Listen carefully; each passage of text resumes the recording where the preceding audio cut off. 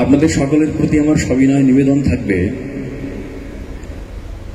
যে দেখা দুই রকম হয়, একটা ভেতর থেকে দেখা, একটা বাইরে থেকে দেখা। গৌড়ীয় বৈষ্ণব ভাব আন্দোলন বাইরে থেকে দেখতে কেমন লাগে এই বিষয়বস্তুটাই কিন্তু কিশোর কৃষ্ণ গোস্বামী মহোদয় আজকে প্রকাশ করলেন। ভেতরের কথা বললেন বটে, কিন্তু প্রত্যেকের মনস্তত্ত্ব বিচার করে অনেকের মন অনেক রকম হয়, অধিকাংশের মন অধিক রকম হয়। সেই সেই সেই সেই সেই সেই সেই সেই মনগুলো যদি বিম্ব হয়, তাহলে সেই সেই মনের প্রতিবিম্ব কিশোর কৃষ্ণ গোস্বামী মহোদয়ের প্রাণ বা চেতনা। নিজের চিত্তরূপ দর্পণে অনেকানেক মনের মানুষের মনোভাব মিশ্রিত যে মনন, যে চিন্তন, যে বিভাবনা, সেই বিভাবনা দিয়ে গৌড়ীয় বৈষ্ণব ভাব আন্দোলনটাকে উনি দেখতে চেয়েছেন, ভাবতে চেয়েছেন, বিচার করতে চেয়েছেন, এবং যেটি চেয়েছেন সেটি করেছেন, আর যেটি করেছেন সেটি সার্থক রূপে আমাদের সকলের কাছে পরিবেশন করেছেন। এই জন্য আমি চাইব প্রভুপাদ কিশোর কৃষ্ণ গোস্বামী মহোদয়ের বক্তৃতার উদ্দেশ্যে একটা জোরে পরিধ্বনি তো হচ্ছেই, করতালধ্বনি হোক। তার সঙ্গে আরেকটা কথা না বললেই নয়, গৌড়ীয় বৈষ্ণব দর্শন সাহিত্যে তো এসব আলোচনা তো আছেই, কিন্তু কিশোরদা আমাদেরকে এত বেশি ভালোবাসেন, এত বেশি প্রীতি আমাদের উপরে, মানে এত অতিরিক্ত আবেগাপ্লুত কিশোর প্রভু হয়ে যান যে তার মনে হয় ঠিক আছে ভাইরা তো বলবে, কিংবা আছে তো আপনারা তো চর্চা করবেনই, তার সঙ্গে একটু যদি বাইরে থেকে বিষয়টা দেখে সুপরিবেশন করতে পারি, তাহলে যারা ভেতরের নয়, যারা এখন ভক্ত হয়ে ওঠেননি, গালে হাত দিয়ে ভাবছেন হব কি হব না, হব কি হবে না, তারাও আগ্রহী হতে পারে, এবং তাদেরকেও সমাগ্রহী করবার এটা একটা দারুণ পদ্ধতি, এ বিষয়ে কোনো সন্দেহ নেই। আমি এটা মানি, স্বীকার করি। এখন বিষয়বস্তু হচ্ছে এই যে চৈতন্য মহাপ্রভু এবং শ্রীমন নিত্যানন্দ প্রভুকে কেন্দ্র করে, তার সঙ্গে অদ্বৈত প্রভু আছেন, সীতানাথও আছেন। নিতাই চৈতন্য মানে সীতানাথ নয় তা হতে পারে না। তার কারণ একটা কথা বহুদিন আগে আমার মনে পড়ে, প্রভুপাদ নিশীথ কুমার গোস্বামী মহোদয় আমাদের নবদ্বীপের সামনে সমুদ্রগড় বলে একটা জায়গা আছে, সেখানে একটি সংঘ প্রতিষ্ঠা করেছিলেন, চৈতন্য সেবক সংঘ। তা সেখানে আমরা সভা করতে গিয়েছিলাম। তা সেখানে গৌর গোস্বামী, অদ্বৈত পরিবারভুক্ত পার্থ গোস্বামীর বাবা গৌর গোস্বামী উপস্থিত ছিলেন।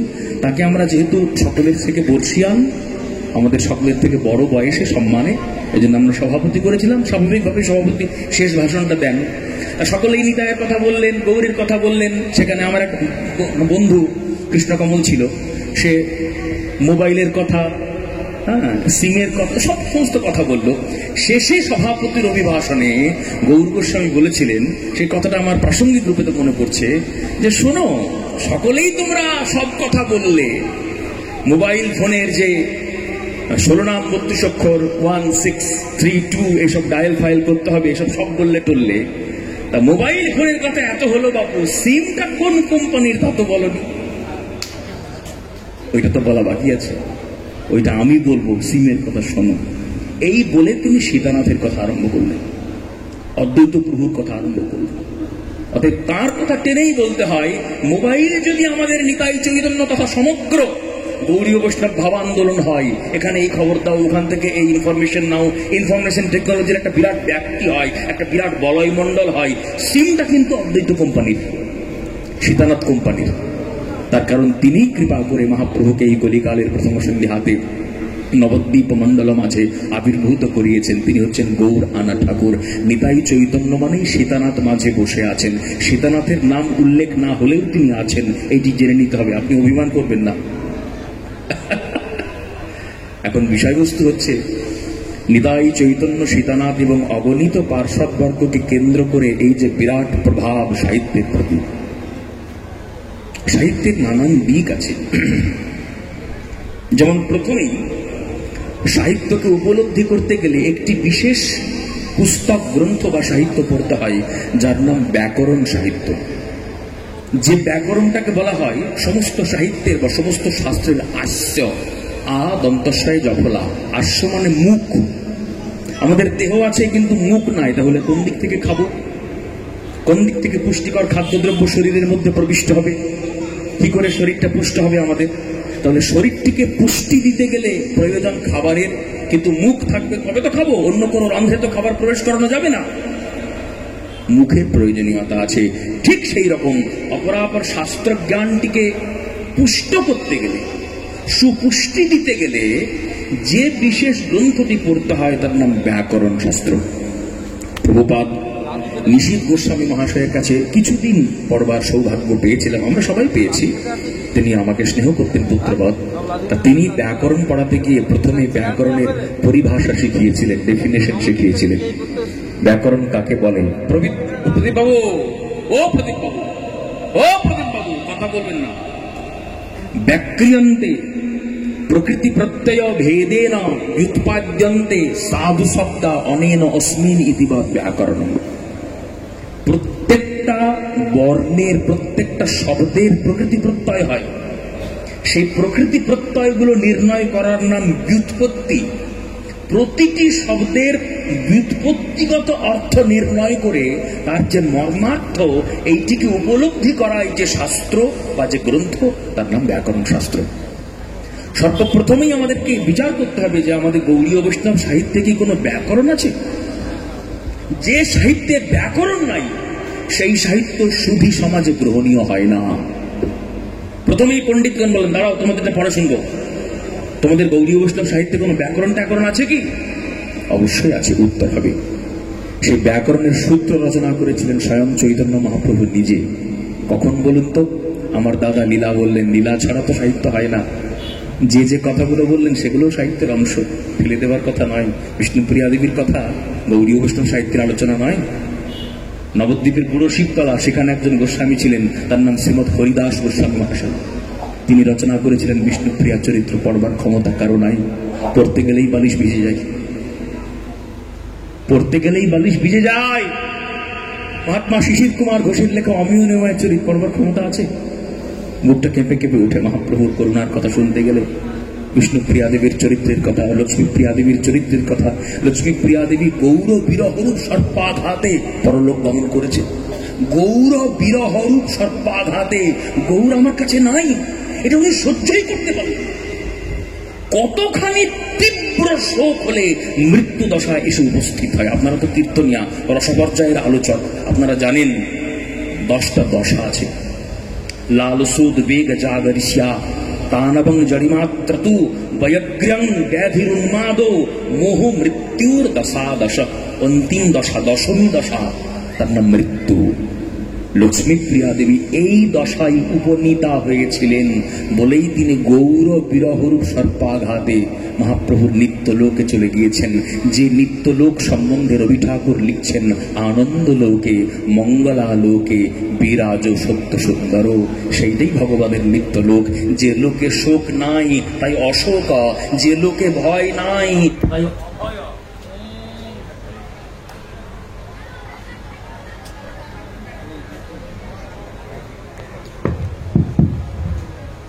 যে লোকে মৃত্যু নাই তাই অমৃত, অশোক অভয় অমৃত স্বরূপ ভগবানের মৃত্যুধাম। গীতাতে কৃষ্ণ বলছেন, যদ্গত্বা ন নিবর্তন্তে তদ্ধাম পরমং মম। যেখানে গেলে আর ন নিবর্তন্তে, এই দুঃখময় জগতে আর কোনোদিন ফিরে আসতে হয় না, সেই ধাম। অতএব এগুলোও সাহিত্যের কথা, যেগুলো আমার দাদা বললেন। সেখানে দেখতে পাচ্ছি শ্রীমান মহাপ্রভু তখন মুকুন্দ সঞ্জয়ের চণ্ডী মণ্ডপে ছাত্র পড়াতেন। এগুলো জানার দরকার আছে আমাদের। শ্রীমান মহাপ্রভু কি পড়াতেন ছাত্রবর্গকে আপনারা জানেন। আর তখন শ্রীমান মহাপ্রভুর টোল খুব ভালো চলতো নবদ্বীপের বুকে। নবদ্বীপ এমনিতেই পড়ুয়াদের জায়গা, পোড়ামাতলা পড়ুয়াদের মা, বিদগ্ধ জননী। চৈতন্য ভাগবত বলছেন, নানা দেশ হইতে লোকে নবদ্বীপে যায়, নবদ্বীপে পড়িলে সে বিদ্যারস পায়। নবদ্বীপকে বলা হয় অক্সফোর্ড অফ বেঙ্গল। সংস্কৃত চর্চার পীঠভূমি, বিদ্যা চর্চার পীঠভূমি। সারা বাংলা, ত্রিপুরা, আসাম, ওপার বাংলা সমস্তের রাজধানী, বিদ্যা শিক্ষার রাজধানী নবদ্বীপ মহামণ্ডল। সেখানে সব থেকে বেশি চলত নবীন পাঠদাতা, নবীন অধ্যাপক, নবীন শিক্ষক নিমাই পণ্ডিতের টোল। তিনি কি পড়াতেন? ব্যাকরণ। কোন ব্যাকরণ? কলাপ ব্যাকরণ। শ্রীমন মহাপ্রভু কলাপ ব্যাকরণ পড়াতেন। মুকুন্দ সঞ্জয়ের চণ্ডী মণ্ডপে কলাপ ব্যাকরণ তিনি যে পড়াতেন, তখন মহাপ্রভুর খুব নামডাকও হয়েছে। তার কারণ কিছুদিন আগেই কেশব কাশ্মীরিকে তিনি পরাভূত করেছেন। যে কেশব কাশ্মীরি সারা ভারতবর্ষের পণ্ডিত বর্গের কাছ থেকে মানপত্র নিয়ে নিয়ে অত্যন্ত উদ্ধত হয়ে নবদ্বীপ মহামণ্ডলের সমস্ত পণ্ডিত বর্গকে খোলা মাঠে আহ্বান করেছিলেন, কে আছো মাইকালাল, আমার সঙ্গে এসো, যুদ্ধ করো। কি যুদ্ধ? বাগযুদ্ধ, তর্কযুদ্ধ, শাস্ত্রার্থ করো। সমস্ত নবদ্বীপের পণ্ডিত বর্গ ভয় পেয়েছিলেন, কিন্তু নবদ্বীপের মুখ কে রেখেছিলেন? সারা বাংলার মুখ কে রেখেছিলেন? নিমাই পণ্ডিত। সে প্রসঙ্গ জানেন আপনারা? গঙ্গার ধারে শ্রীমান মহাপ্রভু ছাত্রবর্গের সঙ্গে বসে আছেন। কেশব কাশ্মীরি গঙ্গা পরিদর্শন করবার জন্য গঙ্গার ঘাটে গিয়েছেন। অনেক কথা সংক্ষেপে বলছি। সেখানে হঠাৎ নিমাই পণ্ডিতের সঙ্গে তার দেখা। নিমাই পণ্ডিত যেমন দেখতে ছিলেন তেমন তার গুণ, রূপ গুণ দুটোই সমান। তখনকার দিনে অত হ্যান্ডসাম, অত লম্বা, অত সুন্দর গায়ের রং, অত সুন্দর হেয়ারস্টাইল, অত সুন্দর ধুতি পরবার কায়দা কারো ছিল না। ধবল পাটের জোর পড়েছে, রাঙা রাঙা পাড় দিয়েছে, চরণ উপর দুলে যাচ্ছে কোচা, বাঁকমল সোনার নুপুর বেজে যাচ্ছে মধুর মধুর, রূপ দেখিতে ভুবন মূর্ছা। এইটাই ছিল তখনকার মার্কেটের লেটেস্ট স্টাইল। ধবল পাটের জোর, ধবল মানে সাদা। মহাপ্রভু কি জাতীয় পোশাক পরতে ভালোবাসতেন? জিজ্ঞাসা করলে উত্তরটা কি হবে? নবদ্বীপ চন্দ্রাষ্টকমের মধ্যে আছে রক্ত প্রান্ত বস্ত্রানুরক্ত। রক্ত প্রান্ত বস্ত্র, প্রান্ত বস্ত্র মানে পাড়, সেটি কিরকম? রক্ত মতলব লাল। রক্ত প্রান্ত বস্ত্রানুরক্ত, এই প্রকার বস্ত্রে যিনি অনুরক্ত, এডিক্টেড, তিনি কে? চৈতন্য। শ্রীমান মহাপ্রভুর প্রিয় ছিল ওইটাই, সাদা কাপড় আর লাল পাড়। ধবল পাটের জোর পড়েছে, আর পাড়টা কি? রাঙা রাঙা পাড় দিয়েছে, আর চরণ উপর দুলে যাচ্ছে কোচা। তার মানে কি? ত্রিকচ্ছ বিধানে ধুতি পরেননি, কোচাটা ছেড়ে দিয়েছেন। কোচাটা ছেড়ে দিয়েছেন, যদি প্রয়োজন হয় তুলবেন খন। পেছন দিকে একটা কোচা 1 নম্বর, সামনের দিকে একটা কোচা 2 নম্বর, ওইটা তুলে বাঁ দিকে আরেকটা দেব, তার নাম ত্রিকচ্ছ। চৈতন্য ভাগবতে ত্রিকচ্ছ বিধানে মহাপ্রভু ধুতি পরতেন, এই কথার উল্লেখ আছে। সেটা কখন?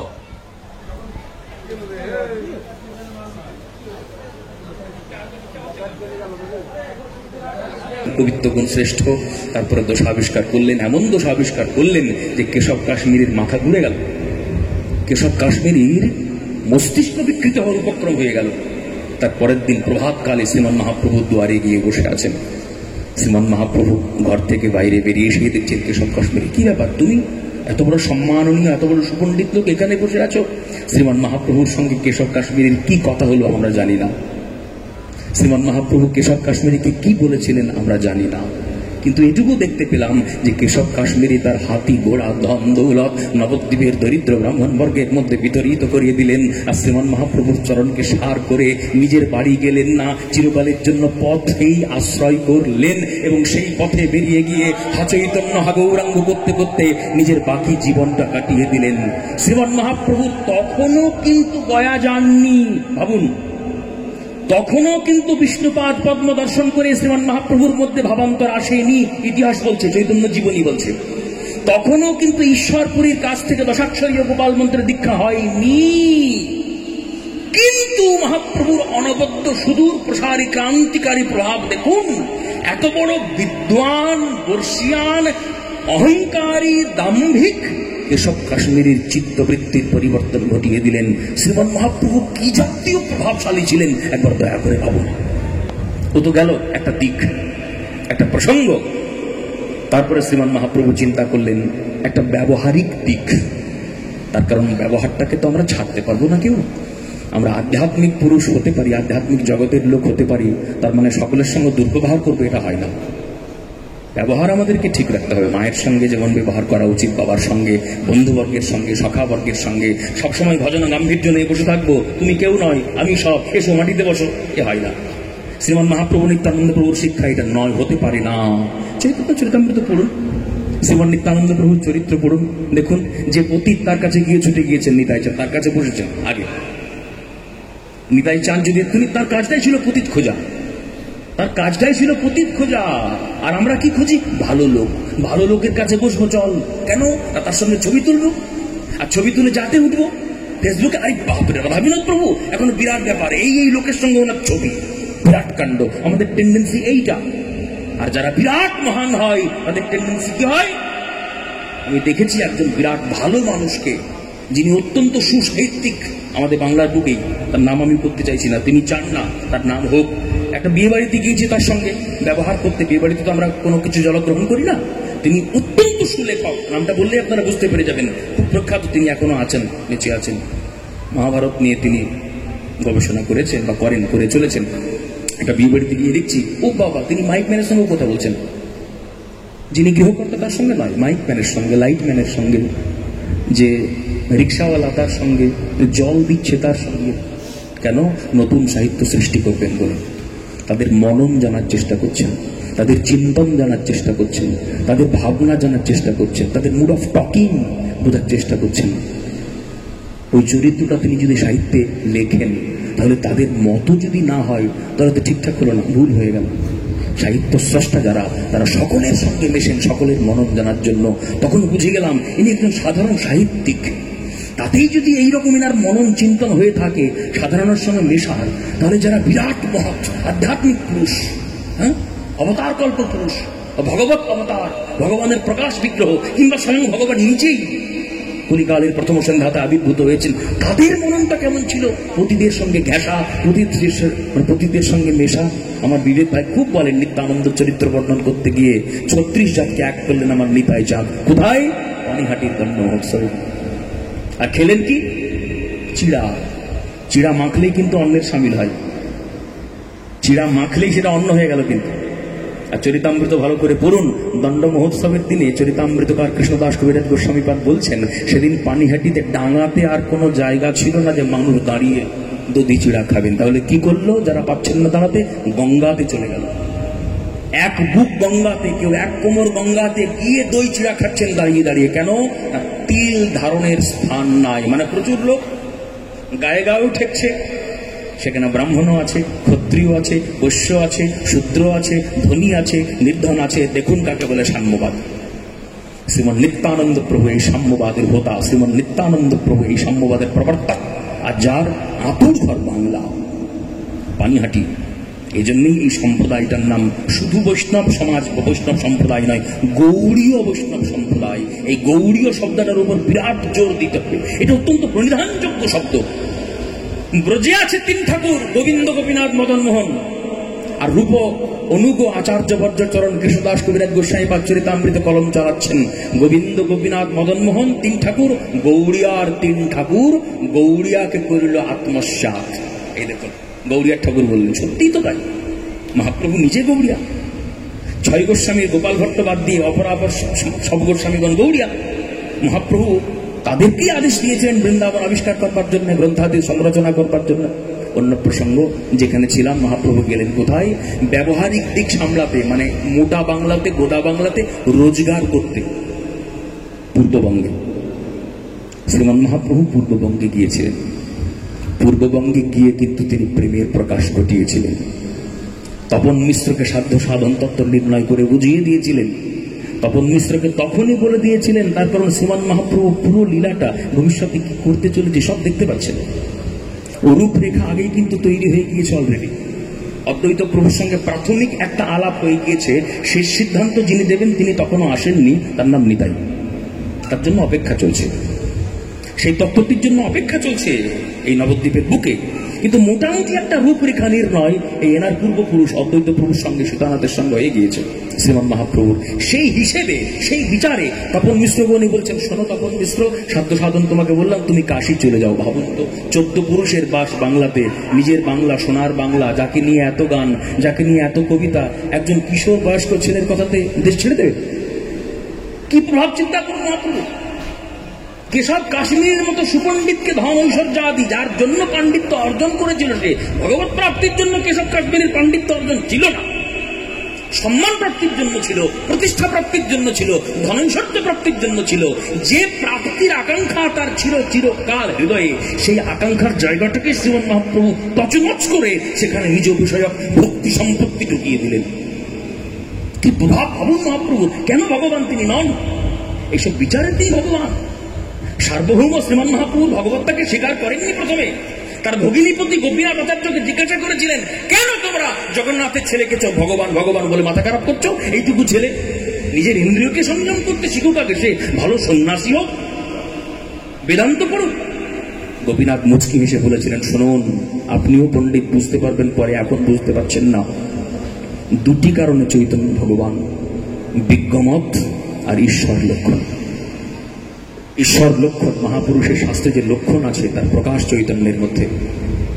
আর শুধু প্রকাশ থাকলে হবে না, সুধীজনকে সেটা স্বীকৃতি দিতে হবে, বিজ্ঞমত। এতে মহাপ্রভু ভগবান। মহাপ্রভু গিয়েছিলেন সেখানে, ফিরে এলেন, লক্ষ্মীপ্রিয়া চলে গেলেন, সংক্ষেপে বলছি। তারপরে জানেন আপনারা, পড়াচ্ছেন তিনি মুকুন্দ সঞ্জয় চণ্ডী মণ্ডপে ছাত্রবর্গ। বিষ্ণুপ্রিয়া দেবীর সঙ্গে শচী ঠাকুরন বিয়ে দিলেন, বিষ্ণুপ্রিয়ার সঙ্গে বিবাহ হলো। তিনি তার আগেই পিতৃবিয়োগ হয়ে গিয়েছে, পিতৃশ্রাদ্ধাদি কর্ম সম্পাদন করবার জন্য গয়া গেলেন। সেখানে অত্যন্ত বিহ্বলতা হলো তার, বিষ্ণুপাদ পদ্ম সন্দর্শন করে। সেখানে মাধবেন্দ্রপুরী গোস্বামীপাদ, যিনি হচ্ছেন ভক্তিলতার প্রথম বীজ, কৃষ্ণ প্রেমের প্রথম অঙ্কুর, তার উপযুক্ত প্রেমিক শিষ্য ঈশ্বরপুরীর কাছ থেকে দীক্ষা গ্রহণ করলেন শ্রীমান মহাপ্রভু। নিমাই পণ্ডিত বিশ্বম্ভর মিশ্র, তিনি নবদ্বীপে ফিরে এলেন, বাস চেঞ্জ। আর তিনি পড়াতে পারছেন না। বিদ্যানগর থেকে তার পণ্ডিত অধ্যাপক গঙ্গাদাস এলেন, বললেন, বাবা এমনি করলে চলবে বলো? আসাম থেকে, ত্রিপুরা থেকে, ওপার বাংলা থেকে এতগুলো লোক তোমার বুক চেয়ে এসেছে, তোমার টোলে পড়বে, অন্য কারো কাছে তারা পড়তে চাইছে না, পড়াও। মুখ ফিরিয়ে রাখছো কেন? ঠাকুর, আমি যার পড়াতে পারছি না, আমার দ্বারা যার পড়ানো সম্ভব নয়। মঙ্গলাচরণ করবার জন্য যখনই পুঁথির ডোর খুলছে, কৃষ্ণ কৃষ্ণ উচ্চারণ করতে করতেই আমি নিজেকে হারিয়ে ফেলছি। সঙ্গীত থাকবে তবে তো পড়াবো, সচেতন হব। এই যে আমরা এত কথা বলছি না, আমরা কেউ প্রেমিক নই, বিশ্বাস করুন, কেউ প্রেমিক নই। যদি প্রেমিক সত্যিকারে হতাম, সচেতন হয়ে এত কথা বলতে পারতাম না। আমার দাদুর একটা কথা মনে পড়ছে, গোবিন্দবাড়িতে গৌড়ীয় বৈষ্ণব ধর্ম সংরক্ষণ সমিতি হয়েছিল, সেখানে এর ঠাকুরদাদাও ছিল।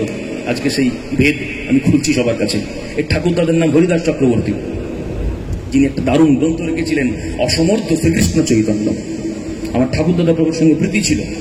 সেখানে শ্রীপুরের গঙ্গাবংশী অজিত গোস্বামী, কাটোয়ার অনাদি মোহন গোস্বামী, সব এনারা ছিলেন। তো সেখানে নন্দকিশোর দাস, মানে মুর্শিদাবাদের মহারত্ন, বাংলার মহারত্ন, কীর্তন করছে। কীর্তন করতে করতে দু এক জায়গায় তাল কেটে যাচ্ছে, ওনার তাল কাটছে। ভাবুন, কীর্তন শেষ হলো, প্রভুপাদগণ বসে আছেন, দণ্ডবোধ করে বলছেন, বাবা প্রভুপাদ, ঠিক মতো আস্বাদন করাতে পারলাম তো?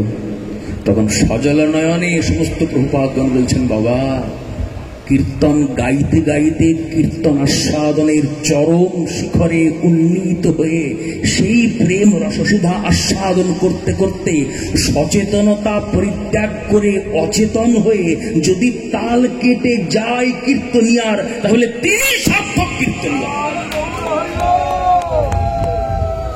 রথীন ঘোষ জিজ্ঞাসা করেছিলেন, পরের আসর ছিল, আস্বাদন করাতে পারলাম তো? কারো নিন্দা, কারো প্রশংসা করলেন না। দুজনকে দুরকম কথা বলেছিলেন। রথীন ঘোষকে বলেছিলেন, আমার ঠাকুর দাদা, যে হ্যাঁ বাবা, তোমার কীর্তন তো বাংলার বিরাট সম্পদ, তোমার কীর্তন শুনে মনে হলো একদম আকবর বাদশার সভাতে চলে গিয়েছে। রাজকীয় আকবর বা উনি মনে হলেন, বাহ দারুণ, টানপুরা বিরাট ব্যাপার, পাকুয়াজ টাকুয়াজ, উনি ভাবলেন বিরাট প্রশংসা, চলে গেলেন। নন্দকিশোর দাসকে বলে, বাবা আস্বাদন করাবে? তাকে বলছেন, বাবা তোমার কীর্তন শুনে মনে হলো সাক্ষাৎ রাধারানীর সেবা কুঞ্জে চলে গিয়েছে। কারো নিন্দা করলেন না। ভাবুন, একজনকে বললেন, তোমার কীর্তন শুনে মনে হচ্ছে যেন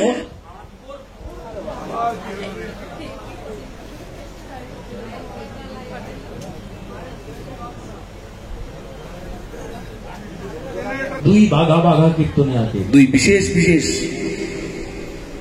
অভূতপূর্ব কীর্তনিয়াকে তৎকালীন সময়ে প্রভুপাদ গোস্বামীগণ এই দুই উত্তর দিয়েছিলেন। এর মধ্যে দিয়েই কে বা কোন কীর্তনিয়া কীর্তন করতে করতে কোন স্থানে শ্রোতা সাধারণকে নিয়ে যাবার সামর্থ্য রাখেন, এটাও প্রকাশিত হয়ে গিয়েছিল। যারা শুধু তারা নিশ্চয়ই উপলব্ধি করছেন বিষয়টা। শ্রীমান মহাপ্রভু ফিরে এলেন গয়া থেকে। পড়াতে বলছেন মা শচী দেবী, পড়াতে বলছেন মেসমশাই চন্দ্রশেখর আচার্য, পড়াতে বলছেন শিক্ষক অধ্যাপক গঙ্গাদাস পণ্ডিত। মহাপ্রভু পড়াতে পারছেন না, তথাপি চেষ্টা করে উনি কয়েকদিন মাত্র পড়িয়েছিলেন। এখানে শ্রীমান মহাপ্রভু বা বিশ্বম্ভর মিশ্র যে ছাত্রবর্গকে পড়াচ্ছেন, কিভাবে পড়াচ্ছেন? প্রত্যেক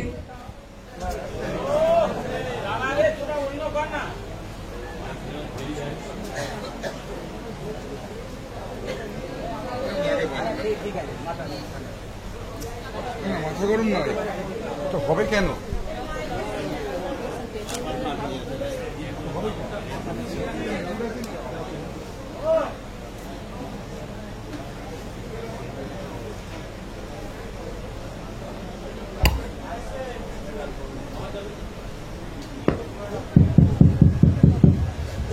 স্থির হন, অসুবিধা নেই কিছু।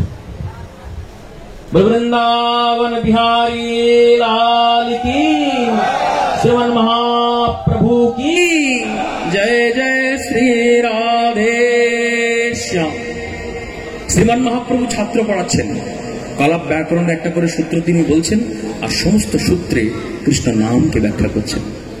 সন্ধি প্রকরণে কৃষ্ণ নামকে ব্যাখ্যা করছেন, সমাস প্রকরণে কৃষ্ণ নামকে ব্যাখ্যা করছেন। এই যে ব্যাকরণের প্রত্যেকটা সূত্র কৃষ্ণ নামময় করলেন মহাপ্রভু।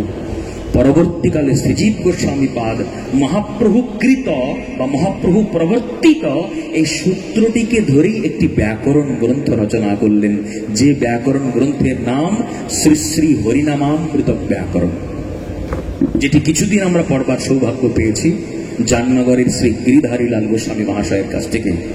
কৃষ্ণমুপাসীতুমস্য সৃজমেব নামাবলিং তনবৈ ত্বরিতং বিতরে দেশা তৎসাহিত্যাদিজামুদম আহত জল্পিত জটিতং দৃष्ट्वा শব্দানুশাসনস্তমম। ব্যাকরণের আরেকটি নাম শব্দানুশাসন, শব্দের অনুশাসন। শব্দানুশাসনস্তমম হরিনামাবলি বলিতং ব্যাকরণং বৈষ্ণবার্থমাচিন্মহ। এখানে ভাগবতের একটি শ্লোক ঢুকিয়েছেন জীব গোস্বামী পাদ, সাংকেত্যং পারিহাস্যং বা স্তোভম হেরনমেব বা বৈকুণ্ঠ নাম গ্রহণম অশেষাগহরম বিদুঃ। নারায়ণাদুদ্ভূত অয়ং বর্ণক্রম, সমস্ত বর্ণক্রম নারায়ণ থেকে উদ্ভূত। অ আ ই ই উ উ রি রি লি লি এ ওই ঔ ঔ অং আহ ক খ গ ঘ ঙ চ ছ জ ঝ ঞ ট ঠ ড ঢ ণ প ফ ব ভ ম য় র ল ব হ ক্ষ এতে বর্ণা অক্ষরাণি অলশ্চ। এভাবে পড়তাম আমরা আর কি। অতএব সমস্ত ব্যাকরণ কৃষ্ণ নামময়। দেখুন গৌড়ীয় বৈষ্ণব জগতের ব্যাকরণ। গৌড়ীয় বৈষ্ণব জগৎ স্বয়ং সম্পূর্ণ একটা সম্প্রদায়। এ প্রসঙ্গে ছোট্ট করে বলতে ইচ্ছে হয়, আগে তো পঞ্চম সম্প্রদায় বলা হতো। এমনকি আমার কাছে রাধাকুণ্ডের থেকে প্রকাশিত যে ভাষপত্র বা ব্রতোৎসব নির্ণয় নির্দেশিকা, সেখানেও লেখা আছে অনলি গৌড়েশ্বর বৈষ্ণব সম্প্রদায়। মাধ্যটাধ্য লেখা থাকতো না আগে। দেখছি ব্রহ্ম মাধ্য গৌড়ীয় বৈষ্ণব সম্প্রদায়। এই মাইকের মুখেই দেখছি, রাধাকুণ্ডবাসী কেউ শুনলে ভাববেন আমার কথাটা। আমার কাছে প্রমাণ আছে। সুপ্রাচীন যারা রাধাকুণ্ডের মহাত্মা ছিলেন, যারা সেই গাদ্দিতে বসেছিলেন, তখনকার যে সমস্ত পঞ্জিকা আমি বাড়িতে দেখছি, ও বাবা লেখা আছে শ্রী শ্রী গৌড়েশ্বর বৈষ্ণব সম্প্রদায় অনলি। মাধ্যটাধ্য লেখা নেই। পরবর্তীকালে যখন আবার হচ্ছে দেখছি বাবা ব্রহ্মমাধ্য গৌড়ীয় বৈষ্ণব সম্প্রদায়। যাই হোক, প্রেম রত্নাবলী গ্রন্থে, নরহরি চক্রবর্তীর ভক্তি রত্নাকর গ্রন্থে মাধ্য গৌড়ীয় বৈষ্ণব সম্প্রদায়ের অন্তর্ভুক্তই মহাপ্রভুর প্রেম ধর্মকে করা হয়েছে। যদিও মধ্বাচার্যের সঙ্গে দার্শনিকগত সিদ্ধান্তগত শ্রীমান মহাপ্রভুর অনেক তফাৎ আছে। একটা বলি, মধ্বাচার্য ব্রজগোপিকাগণকে বলেছেন সর্বেশ্যা, আর শ্রীমান মহাপ্রভু ব্রজগোপিকাকে বলেছেন আচার্যানি। তিনি আমাদের গুরু, তারা আমাদের গুরু। ব্রজবধূ বর্গেন ইয়া কল্পিতা। আমরা বুঝবো কিভাবে? কাকে দেখে বুঝবো? আমাদের আরাধ্য ভগবান শ্রীনাথ চক্রবর্তী বলছেন, আরাধ্য ভগবান ব্রজেশ তনয় স্তব্ধাম বৃন্দাবনম রম্যা কাচিদ উপাসনা ব্রজবধূ বর্গেন ইয়া কল্পিতা। শ্রীমা আছে কোথায়? শ্রীমদ ভাগবতম প্রমাণম অমলম।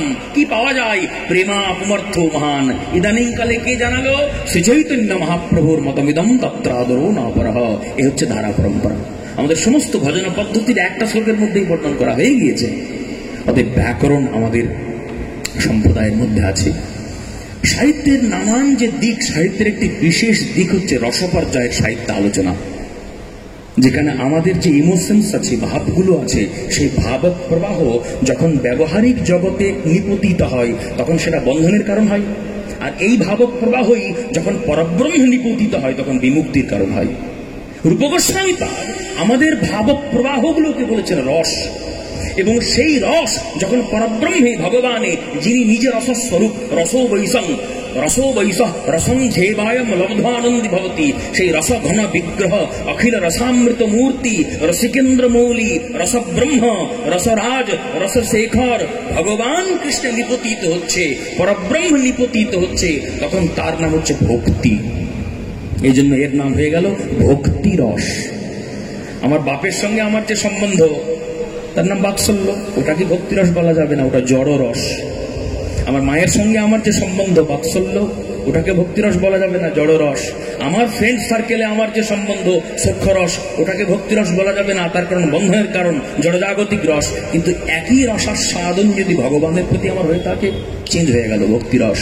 এটাকেই নরোত্তম দাস ঠাকুর মহাশয় প্রেম ভক্তি চন্দ্রিকাতে পরিষ্কার করে উদ্ঘোষণা করেছেন। কৃষ্ণ সেবা কামার্পণে ক্রোধ ভক্তদ্বেষী জনে, লোভ সাধু সঙ্গে হরি কথা, মোহ ইষ্ট লাভ বিনে, মদ কৃষ্ণ গুণগানে, নিযুক্ত করিব যথা যথা। মাৎসর্য বলেননি। কেন বলেননি? তার কারণ তিনি জানেন যারা কীর্তন শুনতে এসেছেন তারা ওই গেটের বাইরেই মাৎসর্যটাকে রেখে দিয়ে এসেছেন। যদি না রেখে আসতে পারেন, সঙ্গে নিয়ে আসেন, তার মানে তিনি ভাগবত ধর্মের অধিকারী নন। ব্যাসদেব শ্রীমৎ ভাগবতের মঙ্গলাচরণের 3য় সংখ্যক শ্লোকেতে বলে দিয়েছেন, ভাগবত ধর্ম ভক্তি ধর্ম কাদের আস্বাদনীয়? নির্মৎসরাণাম সতাম। সেই সমস্ত সৎবর্গের সাধুবর্গের কারা? যারা নির্মৎসর, তারা ধর্ম প্रोज्झित কৈতগোত্র পরমো নির্মৎসরাণাম সতাম, বেদ্যম বাস্তবমত্র বস্তু শিবদম তাপত্রয়োন্মূলনম, শ্রীমদ্ ভাগবতে মহামুনিকৃতে কিংবা পরৈরীশ্বর সদ্यो হৃদ্যবরুদ্ধতে কৃতিভিঃ শুশ্রূষুভিস্তৎক্ষণাৎ। আমি ভাগবত শুনবো এই প্রকার ইচ্ছার কেউ যদি পোষণ করেন মনে, তৎক্ষণাৎ অবিলম্বে ভগবান তার হৃদয়ের মধ্যে অবরুদ্ধ হইয়া যান। ভক্তি ধর্মের এমনই সামর্থ্য। আর শুধু তাই নয়, ভক্তি ধর্ম বাদ দিয়েও অখণ্ড সনাতন ধর্মে নানান ধর্মের কথা বলা আছে, কিন্তু সেগুলোতে স্খলন পতনের সম্ভাবনা বেশি। আমি অনধিকারী, তন্ত্র সাধন করতে গেলে সব থেকে আগে মরব। আমি অনধিকারী, যোগ সাধনা করতে গেলে হার্ট ব্লক হবার সম্ভাবনা আছে। আমি অনধিকারী, হঠযোগী হয়ে বিরাট শীতে যমুনার এক গলা জলে যদি জপ করতে যাই নিউমোনিয়া হয়ে মরব। আমি অপরিপক্ক, অনধিকারী। কিন্তু অনধিকারী যদি ভক্তিকর্মে প্রবেশ করেন, আজকে অনধিকারে আছেন, সাধু সঙ্গ করতে করতে করতে করতে করতে করতে করতে করতে করতে করতে তার চিত্তের থেকে অনধিকার যাবে, অধিকারী হবে, কোনো না কোনো দিন ভগবানকে পাবেন। ভাগবত বলছেন, ধাবন নিবিল্লবা নেত্রে নস্খলেত্ন পথে তিহ। এই ভক্তি ধর্ম ভাগবত ধর্মের পথে কেউ যদি চোখ বন্ধ করেও হাঁটে, তার স্খলন নাই, তার পতন নাই। এই জন্যই ভাগবত ধর্মের এত গুরুত্ব, এজন্যই ভক্তি ধর্মের এত গুরুত্ব। সেই ভাগবত মহাপুরাণকে মাঝে রেখে বিচার করিয়া মনে ভক্তির আস্বাদনে মধ্যস্থ শ্রী, আপনারা বলুন, ভাগবত পুরাণ অমল প্রমাণ। এই ভাগবতকে মাঝে রেখে চৈতন্য মহাপ্রভু, নিত্যানন্দ প্রভু যে অপূর্ব ভাবান্দোলনের বলয় সৃষ্টি করলেন, বলয় রচনা করলেন, যার নানান দিক। হাত পা ছুড়লেই আন্দোলন হয় না। কি হবে ভাই, কদিন ছুটবি? শরীরের বল কদিন? তুমি এই যে এত বড় বড় কথা বলছি, লেকচার বাজি করছি, বাক শক্তি আছে বলে তো করছি, যেদিন শেষ হয়ে যাবে একটা স্ক্রু ঢিলা করে দিলে মাইক হাতে ধরাই থাকবে, আলফাল বকতে শুরু করবো। অহংকার সাজবে, আত্মম্ভরিতা সাজবে, আত্মশ্লাঘা সাজবে। সমর্পণ ছাড়া উপায় আছে? শরণাগতি ছাড়া উপায় আছে? অসম্ভব। একটু আগে বললাম না, আমরা ডুবি নাই, আমি আমার কথা বলছি, ডুবতে পারি নাই ভক্তিরস সাগরে, বলি এত বক বক বক বক করছি। দেবর্ষি নারদ তার নারদীয় ভক্তি সূত্রের মধ্যে বলছেন, এই ভক্তি জগতের রস সাধনটি কেমন? মুখ আস্বাদনবৎ, মানে দীর্ঘ মুখ, মুখ মানে বধির বোবা। একজন বোবা ব্যক্তিকে বড় সাইজের রসগোল্লা খাইয়ে দিয়েছো, আর যদি বলো বলো তো ভাই স্বাদ কিরকম, সে বলতে পারবে? বলবার ক্ষমতা নাই। দেবর্ষী নারদ বলছেন, যিনি সেই প্রেম আস্বাদন করবেন, সেই প্রেম আস্বাদন যেন তপ্ত ইক্ষু চর্বণ, মুখ জলে না যায় ত্যজন। সেই প্রেম যার মনে, তার বিক্রম সেই জানে, বিষামৃতে একত্র মিলন। সেই প্রেমকে যিনি আস্বাদন করেছেন, তিনি তো ডুবে গিয়ে, মনে করুন আমি জলে ডুবছি, কোমর পর্যন্ত ডুবেছি, কিশোরদা রক্ষা করো, পলাশদা রক্ষা করো, বিবে ভাই রক্ষা করো, ডুবছি ডুবছি, বাঁচাও বাঁচাও বাঁচাও, ডুবছি, বুক পর্যন্ত ডুবলাম, তখনও চেঁচাতে পারবো। গলা পর্যন্ত ডুবলাম, তখনও চেঁচাতে পারবো। এতটা ডুবলাম, তাও আওয়াজ বেরোচ্ছে। বুক মাথা সব ডুবে গেলে চিৎকার বেরোবে, আওয়াজ বেরোবে? এখনো চেঁচাতে পারছি, আওয়াজ বেরোচ্ছে, তার মানে কি? ডুবিনি, ডোবা হয়নি। যদি ডুবতে পারতাম তাহলে বক বক চিরকালের মতো শেষ হয়ে যেত। আচ্ছা দেখান তো চৈতন্য জীবন চরিত খুঁজে শ্রীমন মহাপ্রভু এক জায়গাতেও বক্তার ভূমিকাতে আছেন? আছেন নিজের অত্যন্ত অন্তরঙ্গ বর্গের সঙ্গে নিভৃতে অন্তরালে, প্রয়াগে, এলাহাবাদে রূপ গোস্বামীবাদকে শিক্ষা দিচ্ছেন। একাধিক কেউ ছিল কিনা জানা নেই, বোধহয় ছিল না। কাশীতে সনাতন মিশ্রকে, শ্রী সনাতন গোস্বামীবাদকে শিক্ষা দিচ্ছেন। বাংলাদেশের মাটিতে পদ্মা তীরে তপন মিশ্রকে শব্দ সাধন নির্ণয় করে শিক্ষা দিচ্ছেন। শ্রীমান মহাপ্রভুর শিক্ষা নিবৃত্তি গোপনে। কোনদিন তিনি ভাগবত পাঠের আসনে বসেছেন পাঠ করতে? জীবনে বসেননি। বসেছেন কোথায়? শ্রোতার আসনে। ভাগবত পাঠ করছেন বরাহনগর পাঠবাড়ি থেকে রঘুপতি উপাধ্যায় ভাগবত আচার্য, তিনি বক্তা, আর শ্রোতাকে শ্রীমান মহাপ্রভু। পুরীতে নরেন্দ্র সরোবরের তীরে ভাগবত পাঠ করছেন কে? গৌরশক্তি গলাধর পণ্ডিত ঠাকুর, আর বক্তাকে চৈতন্য মহাপ্রভু। যতবার মহাপ্রভুকে দেখবেন, ভুল বললাম, শ্রোতাকে চৈতন্য মহাপ্রভু, সবসময় শ্রোতার আসনে। অতএব শ্রোতার আসনটা সাধারণ আসন নয়, ভাববেন না। আমি বারবার পাঠে বলি, আমরা চৌকিতে বসে পাঠ করি, আমরা চৌকিদার। আপনারা জমিতে বসে পাঠ শোনেন, আপনারা জমিদার। কে বড়, জমিদার না চৌকিদার? আপনারা জমিদার, আপনাদের ঘরে প্রেম সম্পত্তি আছে, আর আমরা ওটাকে রক্ষা করি। জাগতে রহো জাগতে রহো, চৌকিদারের যা কাজ। শ্রীমন মহাপ্রভু কিন্তু আপনাদের আসন অলঙ্কৃত করেছিল, আমাদের আসন অলঙ্কৃত করেননি। এজন্য সেই বিচারে আমরা বঞ্চিত, আর আপনারা পুষ্ট, আপনারা ধনী, আপনারা সমৃদ্ধ। এই আসনটা মহাপ্রভুর আসন। মহাপ্রভু বলেননি কেন? কি বলবেন? একজন সাধারণ সাধকই সেই লেভেলে উঠে গেলে বলতে পারেন না। তিনি তো সাক্ষাৎ রাধাকৃষ্ণ মিলিত বিগ্রহ, সাক্ষাৎ রাধাকৃষ্ণ মিলিত তনু। সব থেকে বড় কথা, সন্ন্যাস গ্রহণ করবার পর পুরীতে যতদিন ছিলেন, আমার দাদা বললেন যে শ্রীমান মহাপ্রভু রাধা ঠাকুরানীর বিপ্রলম্ভটাকে এমন গভীরভাবে আস্বাদন করেছেন, তিনি নিজের মধ্যে ছিলেন না। সেখানেও শুধু আস্বাদন। বলছেন কারা? রামানন্দ রায় বলছেন, কে? স্বরূপ দামোদর, তারা বলছেন। আর মহাপ্রভু আস্বাদন করছেন। গোদাবরী তটে বিদ্যানগরে জিজ্ঞাসা করছেন রামানন্দ রায়কে, তিনি বলছেন। মহাপ্রভু আস্বাদন করছেন। মহাপ্রভু আস্বাদনকর্তা, বলা যায় না, বলতে পারবো না, তথাপি মহৎজন বলেন। কেন? সেই স্তরে থাকলেও কৃপা করে আমাদের মতো হতভাগার স্তরে তারা নেমে আসেন, যাতে আমরা উপলব্ধি করতে পারি গৌর কথা, নিতাই কথা, কৃষ্ণ কথা, ভগবত কথা। আমাদেরকে বোঝানোর জন্য তাদের অবতরণটা কৃপা সাপেক্ষ। তাদের হয় অবতরণ, আর তাদের মুখ বিগলিত কথা শুনে আমাদের হয় উত্তরণ। এই উত্তরণ আর অবতরণ ক্রমাগত চলতে থাকে, এর নামই লীলা। ভগবানের অবতরণ, তার নাম অবতার। অবতরতি যৎস অবতার, যিনি স্বধাম থেকে অবতরণ করেন তিনি অবতার। আর আমরা পড়ে আছি চিরকাল অনাদিকাল এই জড় জগতে, আমাদের চাই উত্তরণ। তিনি অবতরণ করছেন, আমরা উত্তরণ করছি। এই ওঠা আর নামা, সঙ্গীতের ভাষায় যেটিকে বলে আরোহ এবং অবরোহ, সব লীলাবাই, সব লীলা বলাই বাই। ব্যাকরণ গ্রন্থ, রসগ্রন্থ রূপ গোস্বামী পাঠ, তার সঙ্গে নাটক গ্রন্থ, মহাপ্রভুর কত জীবন চরিত্র, বায়োগ্রাফিক্যাল, আত্মজীবনী, শ্রীমন মহাপ্রভুর জীবন চরিত্র। আচার্য পাদগণ নিজের জীবন লিখতে গিয়ে অত্যন্ত দৈন্যের প্রকাশ করছেন সেখানে। চৈতন্য মহাপ্রভুর ভাব আন্দোলন মূল উপজীব্য বিষয়, সাধনোচিত বিষয় দৈন্য, তার প্রকাশ ঘটছে। এইভাবে কত কত সাহিত্য সংরচিত হয়েছে। তার একটা বিশেষ দিক পদাবলী সাহিত্য। পদাবলী সাহিত্যের সমুদ্রে যে সমস্ত কীর্তনীয়াগণ ডুবে আছেন, যারা পদাবলীর রত্নাদি সেই পদাবলী সাহিত্য সমুদ্র থেকে উত্তোলন করে তার মালিকা গ্রন্থন করে সুন্দর করে সাজিয়ে আমাদের মতো শ্রোতা সাধারণকে আস্বাদন করান, তারা সাধারণ নন, তারা অসাধারণ। তার কারণ শ্রীমান মহাপ্রভু যেটিকে সব থেকে বেশি আদর করেছেন, কই একবারও তো বলা হচ্ছে না যে ভাগবত পাঠটা মহাপ্রভুর পুত্র, একবারও তো বলা হচ্ছে না যে শাস্ত্রীয় সিদ্ধান্তটা মহাপ্রভুর পুত্র। তাহলে মহাপ্রভুর পুত্র কোনটিকে বলা হচ্ছে? সংকীর্তনৈক পিতর, সংকীর্তন মহাপ্রভুর পুত্র।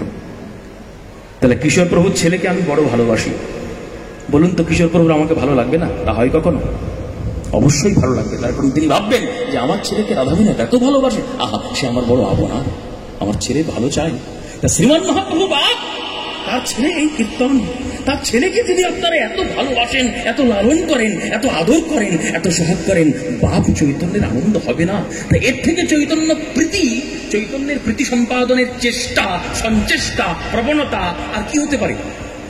যে কথাটা বললেন নিশীথ প্রভুর মুখেও শুনেছি আমি, একজন কীর্তনিয়া মন প্রাণ অভিনিবিষ্ট করে যখন কীর্তন করে না, সেইটাও আহ্নিক করার সামিল হয়ে যায়।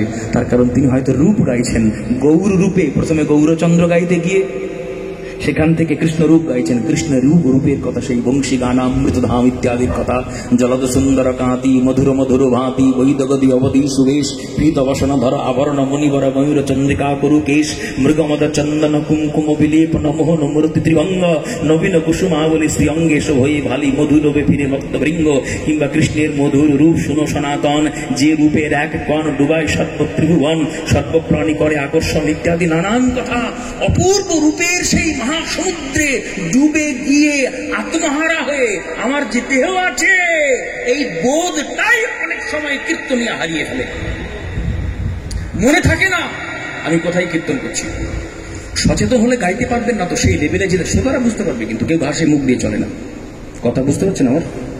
কেউ কিন্তু ঘাসে, নিশীথ প্রভু প্রথম যেদিন পাঠ শেখান প্রথম দিনই বলেছিলেন, ভাববি না যারা বসে আছে তারা অজ্ঞ মূর্খ, কিচ্ছু জানে না, ভাববি তারা সব জানে। তাদের জানা বিষয়টা তাদের কাছে প্রকাশ করে তাদেরকে জানিয়ে তাদের সেবা সৌভাগ্য প্রাপ্ত হচ্ছিস, এই অভিলাষা নিয়ে ব্যাসপীঠে বসে।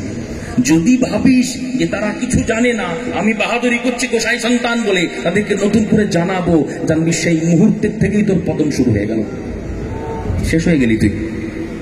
আর সত্যি কথা বলতে কি, আনুগত্য ছাড়া, শরণাগতি ছাড়া চোখে জল আসে না বাবা, অত সোজা নয় বিষয়টা। শরণাগতি ছাড়া প্রভু আমার কোনো যোগ্যতা নেই, সামর্থ্য নেই, তুমি কৃপা করে করাচ্ছ বলে করছি, এই ভাবটা যখনই পাকবে ভেতরে তখনই আপনা হতে হৃদয়টা কেঁপে যাবে, বিগলিত হবে হৃদয়। আর বিগলিত হয়েছে তার প্রমাণ দুটো চোখ, গঙ্গা যমুনা ধারা প্রবাহিত হবে। এই ভাবটাকে অস্বীকার করবার জায়গা নেই।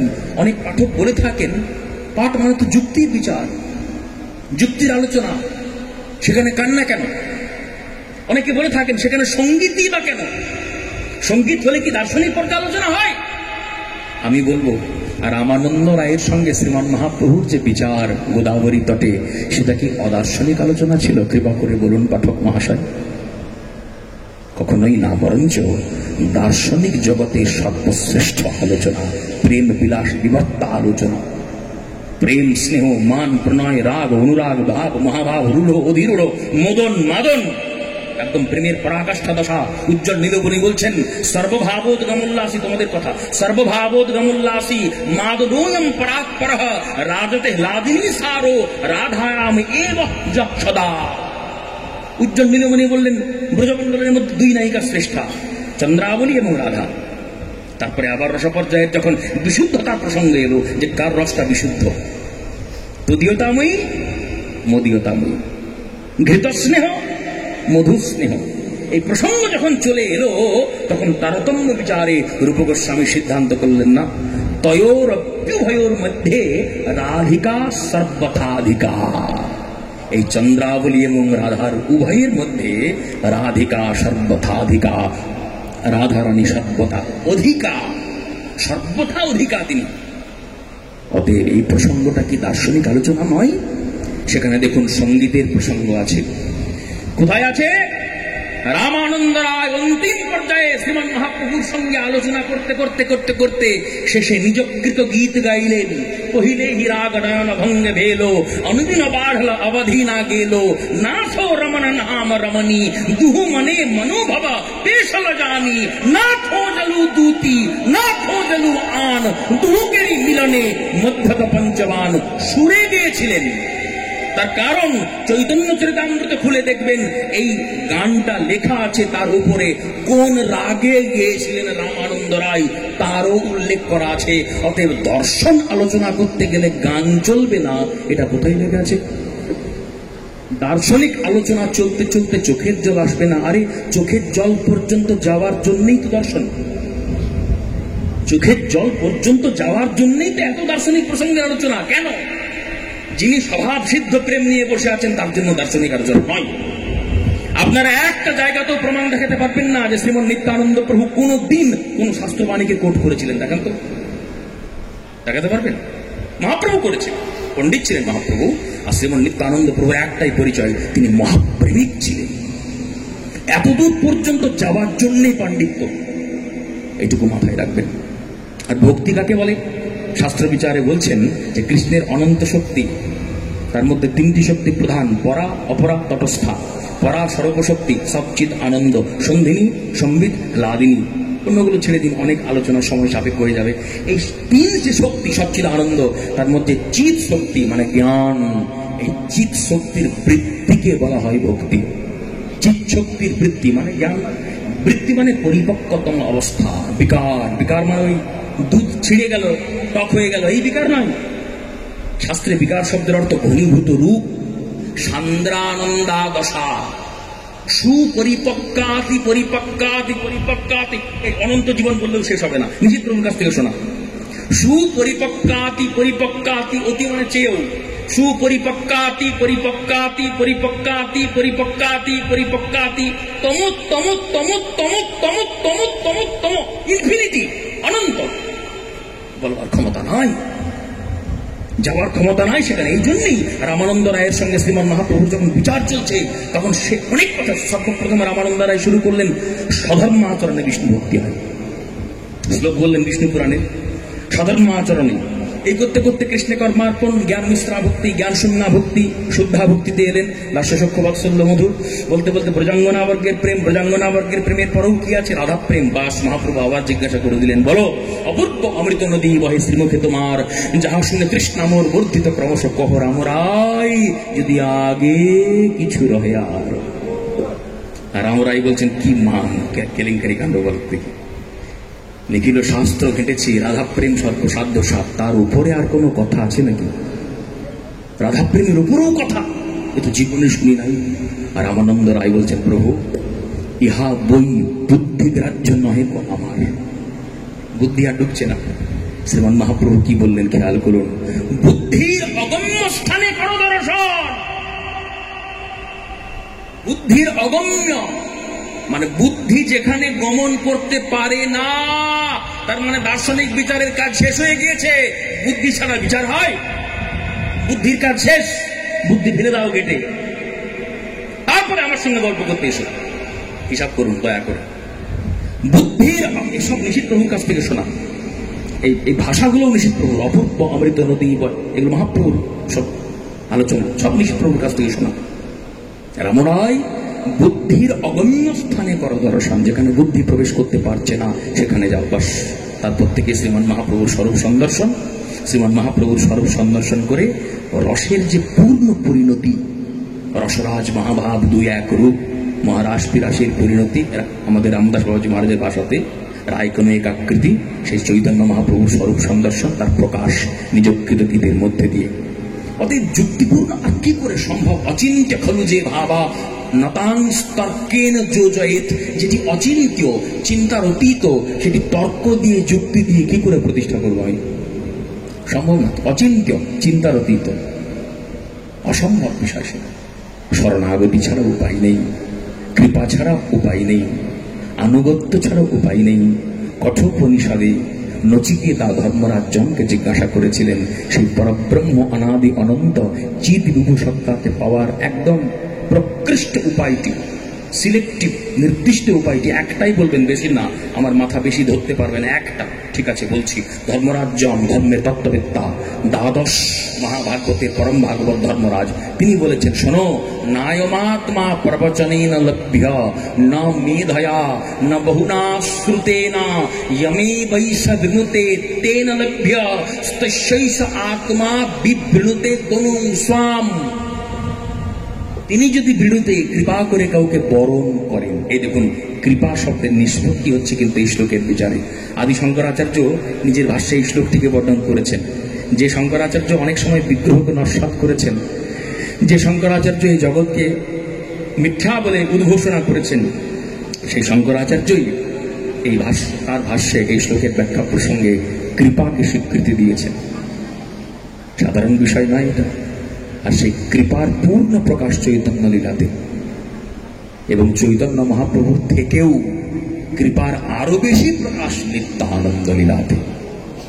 আমরা তো গৌরকে জানি, যদি গৌর না হতো কেমনে হইতো, কেমনে ধরিতাম দে, রাধার মহিমা প্রেম রসসীমা জগতে জানাতকে ইত্যাদি মধুর বৃন্দা বিভিন্ন মাধুরী।